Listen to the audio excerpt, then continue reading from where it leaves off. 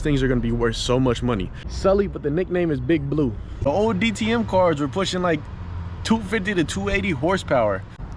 This thing, right, I can't stop looking at it. And I'm like, damn, I really got this. A lot of people try to compare Mercedes to old Mercedes. Doesn't work at all.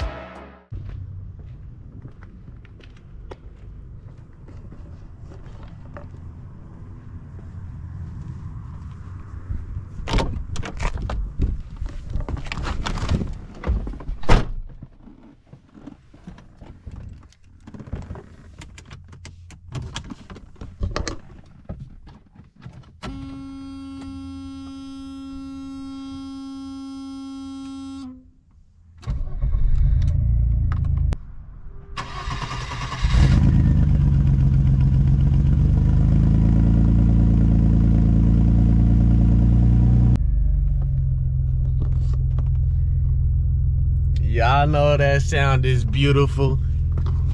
I know you know that sound is beautiful. But what's up with y'all young boys? How y'all doing today on this fine Sunday morning? I don't know if this video is gonna be uploaded Monday, Tuesday, Wednesday, Thursday, Friday, Saturday, whatever. But today's Sunday. Well, no, today's Monday. It's 4th of July. If you're watching this, it might not be 4th of July, but happy 4th of July anyways. Today, I just wanted to get y'all a video. I'm gonna talk a little bit. Talk a little bit about nothing like usual. You guys already know how it is, you feel me? Just make y'all content. I know y'all wanna hear my beautiful voice all the time. But, guess what? The turbo 5.7 Hemi is underway. The twin turbo 2006 Dodge Charger is officially about to commence. Started ordering the parts. I just got the oil pan. I'm getting a brand new oil pan.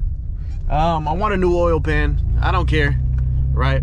I want brand new parts. So I got a brand new oil pan from AutoZone. I'm going to drill. I'm going to tap that oil pan. All that goodness. Oh my God, it's raining. Jesus Christ.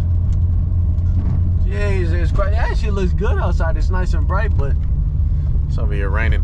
But back to what I was saying. What was I saying? Oh, I went to AutoZone, got me a brand spanking new oil pan. I'm going to drill and tap that oil pan on both sides because it's going to be a twin turbo. I'm gonna go ahead and get some AM fittings. I'm going to go with the Vibrant Performance AM fitting, stuff like that.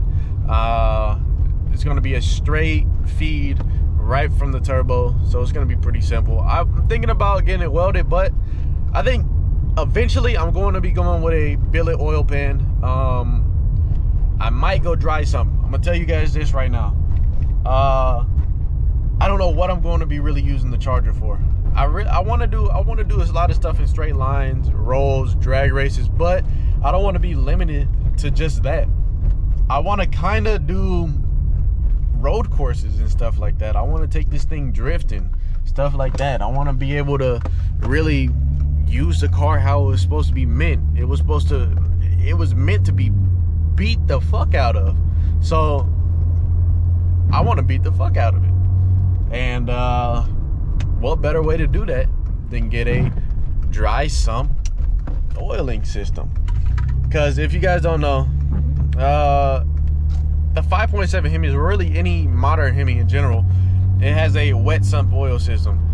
Wet sump oil systems are not good for like road courses, stuff where you're going to be pushing a lot of G-force. The reason is the oil is going to be stuck on one side. It's going to start starving the engine. If you start starving the engine of oil, stuff is going to get hot.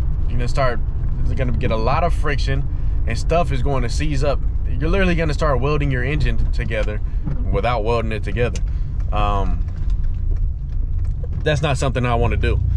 Eventually, is going to have to get a dry sump system if I'm going to be doing road course work. But right now I'm not doing that. I don't know how to, I don't know the slightest about dry sump systems. I never had to deal with them. All I've had was cars with wet sumps, never had a dry sump. I don't even think a lot of American manufacturers make dry sump systems. I think the Corvette C7 is a dry sump. The C7 Z06 has a dry sump. I don't know about everything else though. But it's raining. Let's get y'all a little rainy video right quick. A little rainy video. It's real dark, gloomy. It's raining. Just look at this. It's a fucking vibe today. It is a vibe. Big vibes. Big vibes. But let me show y'all around a little bit. Show y'all around. Give y'all a little bit of feedback on what I'm doing. Let me use that word.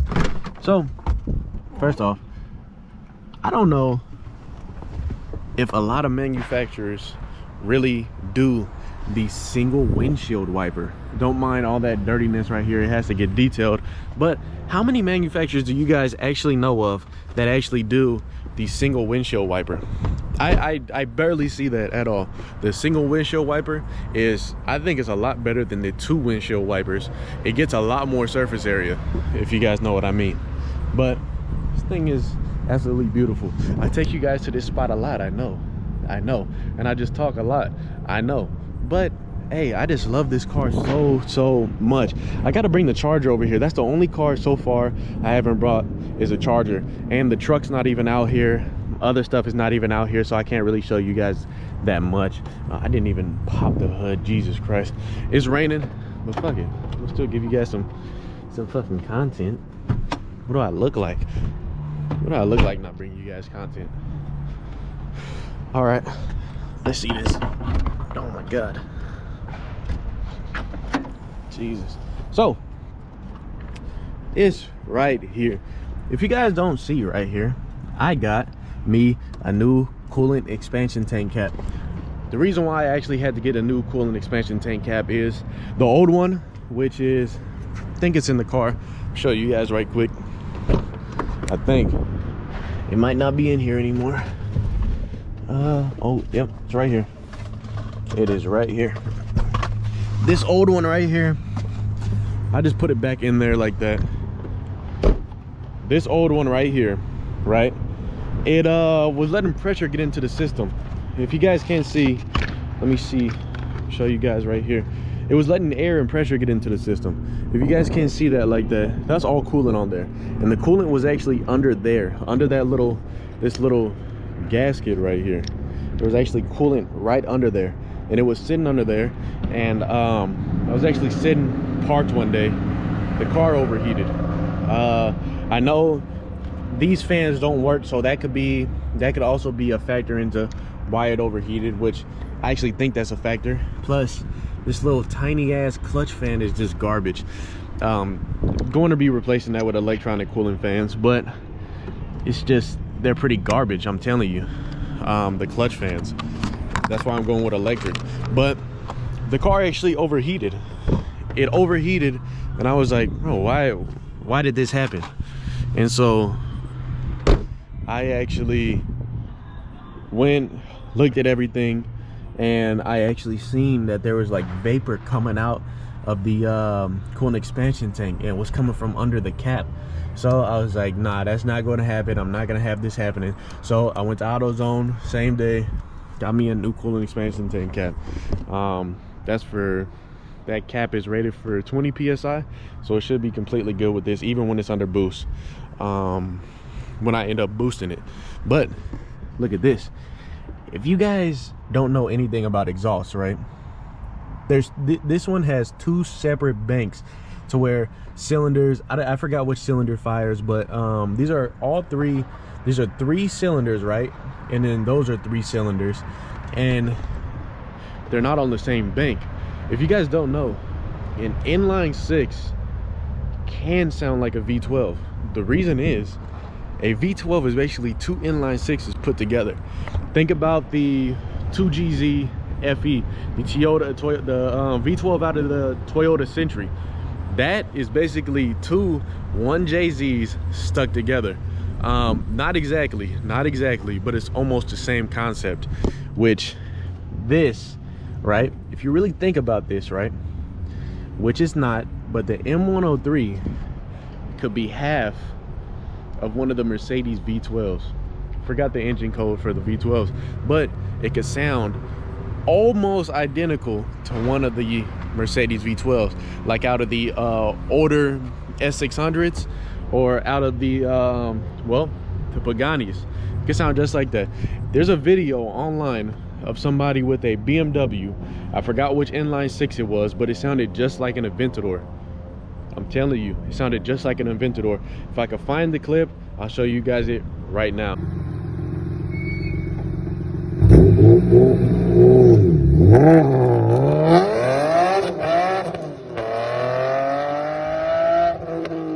But this thing right here, right, when I open this, inside of the air box, oh well, if you guys didn't know, this thing is carbureted, but inside the air box, I'm going to need to replace the filter, even though I'm going to be going with EFI, but for right now I'm not running EFI, so I have to deal with this carburetor. And if you guys didn't know, I do not like carbureted engines. I think they're highly inferior. I don't think they I don't think any car in modern times should be running a carburetor at all. I think they're highly inferior. I don't see why anybody will willingly put a carburetor on a car. There's people that actually swap out EFI for carburetors. Don't get it at all. But if you guys could find, right, a thermostat housing that I could put an AN fitting on, right, and then route all my cooling lines with AN fittings, that would be fire. I'm telling you, because I want to eventually, on all my cars, I'm probably going to do it with the Charger soon, but with all of my cars, I want to do AN fittings for everything. Like this right here, this little line, AN fittings, AN fittings anywhere. I want to do that. Vacuum lines, all vacuum lines, AN fittings, brake lines, AN fittings, fuel lines, AN fittings, coolant lines, AN fittings, transmission lines, AN fittings, the whole 9 yards. Even I'm not gonna tell you guys this right now. Well, I am. Eventually, when I do turbo this car, water methanol, ethanol, stuff like that. So the fuel system is going to have to get revamped. I want this thing to be a track car, so it's going to have to get a I'm pretty sure this car will not do bad with a dry sump system. These cars, they continue to have dry sump systems even when they were DTM cars, so I'm pretty sure it'll be able to handle itself. But eventually I'm going to have to get to a lot of the handling performance aspects of the car. First things first, tire width, or wheel width in general. Going to have to get something with a little bit more width, especially in the back. The front could probably stay the same, but I definitely am going to have to get some more traction in the back eventually. This car, naturally aspirated, I want it to be running at least 250 to 300 horsepower. That's about double what the horsepower is right now for this car, and that's going to be hard. But I feel like once I start doing a ported head, I do a real aggressive cam setup, ported intake manifold, stuff like that, stuff to get this thing flowing very, very good. Whole new exhaust system revamp. I feel like this thing could at least push 250, and that's because if you really think about it, the old DTM cars were pushing like 250 to 280 horsepower, wheel horsepower. That was a lot of horsepower coming out of an inline four back in the day, and they were naturally aspirated. They were not turboed back in the day. So I feel like if Brabus or AMG could have did it back in the day and make these things just superhuman, I feel like I could do it with today's technology. I could push a lot of horsepower out of this little inline six. It's only a 2.6, which that's fair. I mean, people are pushing naturally aspirated 2Js up to 300 horsepower. Of course, they have fuel injection and stuff like that, but you guys got to think, People are pushing naturally aspirated 2JZs like far beyond anything. There's M104s pushing 300 horsepower, stuff like that. The only differences between the M103 and the M104 really is probably stroke, bore, and electronic fuel injection, stuff like that. There's not really much difference. The heads probably flow a little bit different, but look at this trunk. Look how big this trunk is. Again, don't mind, but this thing has to get detailed. But look how big this trunk is. That's a pretty big trunk right there. I'm telling you, that's a pretty big trunk. But you know, this thing, right, I can't stop looking at it. Every day I look at this thing and I'm like, damn, I really got this. Like this car right here, right? Been looking at this car for so long. I have pictures in my phone from 3 years ago of this car, of a 190E that I've always wanted to build, right? So many pictures of a 190E that I wanted to build. There's this concept, right? If I can find it, I'll show you guys it. It'll be on the screen right now. But there's this concept of a 190E that I was looking at probably in 2020, something like that. And I fell in love with that concept, and I always wanted to do something like that with a 190E. And then I seen the DTM cars, right? I seen the E30s, the Alfa Romeos, the Opels, all that. And then I seen the Mercedes 190E DTM car, and I just completely fell in love with that car. Just completely. I love the old timeless look, because you could tell when you look at this thing is old. This thing is old. There's no mistaking it. But this thing is timeless. You could ride this thing around to any show, anything like that. Somebody's gonna be like, damn, what is that? You can't go nowhere without somebody looking at this, especially in this color. The body itself is timeless. There's so much things about this car that just make it wonderful. This is one of the best cars that Mercedes has ever made, and they do not make cars like this today at all. I'm going to do a video comparing this right here, because this is basically a C-Class before C-Class was even made. I'm going to compare the brand new C-Class to this. I'm going to show you guys that this car right here has way more magic inside of it than any of the new Mercedes could ever have. I'm telling you, this car right here has way more magic than a new Mercedes could ever have, especially in a C-Class. I'm telling you, they do not make cars like this. They do not make cars like this. A lot of people try to compare Mercedes to old Mercedes. Doesn't work at all. A lot of people try to compare old Mercedes to old BMW. Old Mercedes always takes the cake. If you guys see all the cool ass cars that Mercedes used to have, all the stuff they used to, bro, everything from the R129 chassis to the W221 chassis. I mean, that's kind of a modern chassis, but everything in between those is just fantastic. Think of the 500 SECs, the 500 SELs, just everything like that. They're just absolutely beautiful. And Mercedes has lost its touch in so many different ways. Remember the days of the naturally aspirated V12? The naturally aspirated V12 is probably one of the best sounding engines ever.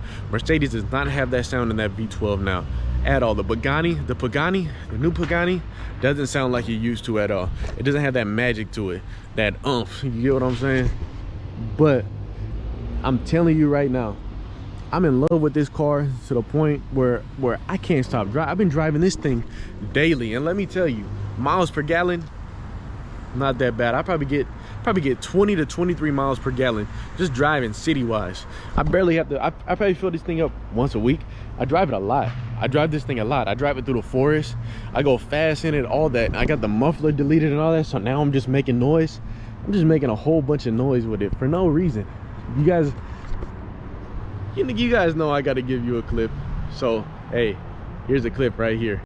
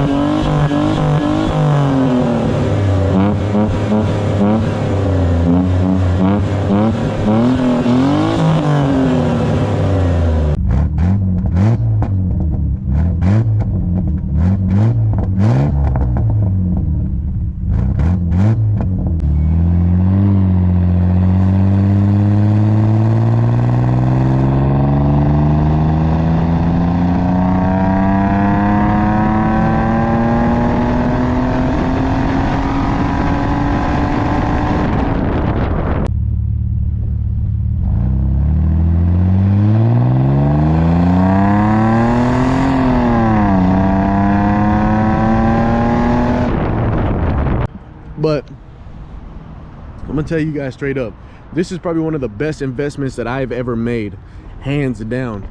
There's no cars, to me, I feel like, are the best investments. If you guys think about it, right, cars are probably one of the only investments that's gonna constantly go up if you pick the right ones. This thing right here, just like the E30, this thing is going to have its time to shine. It's just not its time to shine right now, but it is going to have its time to shine. I'm telling you, if you guys don't pick one of these up right now, it's some of the rarest colors, some of the best representations of this car. You guys are shooting yourselves in the foot. These things are going to be worth so much money. Look at the Evos, even the Evo, the replicas, even the ones that just have the body kits on them. Look at how much those are selling for.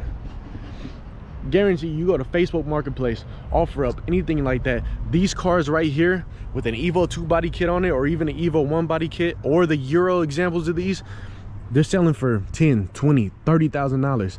There's one out here in Washington right now that's selling for $37,000, and it is just a 190E with the inline 4, and it just has a body kit on it. It just has a body kit on it. It still has a standard automatic transmission in it, and that thing is selling for $37,000. Imagine if you put a dog leg in there. There's a Mercedes 190E with a dog leg in it, right? It's just a rep. It's not an Evo 2, but he ended up fitting a dog leg, finding a dog leg, putting it in there, and the car is selling for $85,000. Somebody is going to buy that car. Probably not for 85, probably for 70, probably for 60. But he's getting $60,000 out of a car that you could probably buy right now for $5 grand with a good example. I got this car right here for $1,600. By the time this car is done, I could probably get 10 grand out of it. It's not gonna be done for quite a while, but pretty soon this car is gonna be up for sale. One of you guys can get it, and let me tell you, when this car is done, somebody's gonna buy this car for a pretty penny. I'm telling you guys right now, these things are investments. I see a lot of cars as investments, especially now. In my earlier years of loving cars and stuff like that, it's the 4th of July too. Don't mind all that popping and shit in the background. It's the 4th of July. Like I said, happy 4th of July. But I'm telling you guys, you guys need to go out and get you a clean example of these cars. There's no way around it. There's no way around it. As you can see, this thing ain't perfect. This thing is not perfect at all. Look at that. This thing is not perfect. There's spots. I'll show you guys another spot right quick. I'm not scared to show you guys this. Watch this. There's spots just like this on this car. Spots just like that in this car. Like little spots, little touch-up spots that need to get done. There's stuff like that all over this goddamn car. But you know what? It's still beautiful, and can't nobody tell me that. Tell me nothing either than it's beautiful. Look at that. Cracked a little bit right there. That could get refinished. On the doors, that's normal. This is normal wear and tear for a car like this. But it looks beautiful. It still looks beautiful. And even when she's dirty, she clean. Just look at this. And I think it's not even a she. This is a he. You know what his name is? Sully. This is Sully, like Monsters Inc. because he big blue. What's up? What's up? Sully, but the nickname is Big Blue. Let's talk about Big Blue. It's Big Blue now. I just thought of that right now. This is Big Blue. Big Blue. The 190E. Big Blue. I'm telling you, this car is going to be on magazines. This car is going to be everywhere by the time it's done. This thing is going to be mint condition, beautiful. Upholstery, beautiful. A1. I'm doing nothing but A1 in this car. Like I said, teal blue with gold accents everywhere, right? And if I'm asking you guys for a favor right now, if you guys are watching this, right, and you get to this part of the video, because I know many people might not watch this long into the video, especially with somebody just rambling. But if you guys know of any places that sell custom headlights, right, custom headlights, custom tail lights, stuff like that, I need the plug, right? Somebody that makes them, because I'm telling you, this thing is going to be one of a kind. There's no way I'm doing this car a disservice. It's going to be a track car, but this thing going to be a show car at the same time. I'm telling you, this thing going to be A1. But that's for all of my rambling for today. I'll talk to y'all later. Make sure y'all have a beautiful 4th of July. And remember, don't blow yourself up or do some stupid shit like that. It's not worth it. With all that being said, I'll talk to y'all later. Y'all have a beautiful day. Remember to like, comment, and subscribe, and I'm out of here.